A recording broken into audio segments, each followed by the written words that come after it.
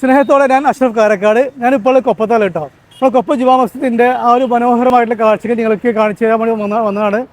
നല്ല മനോഹരമായിട്ടുള്ള പള്ളിയാണ് കൊപ്പത്തെ പള്ളി. കാണാൻ നല്ല ഭംഗിയുണ്ട്. കൊപ്പം സെൻറ്ററിലാണ് പള്ളി ഉള്ളത്. അപ്പോൾ അതിനെക്കുറിച്ച് നല്ല വിശ്വാസങ്ങൾക്ക് ഞാൻ കാണിച്ചു തരികയാണ്. എല്ലാവരും കാണിച്ചു തരാം കേട്ടോ.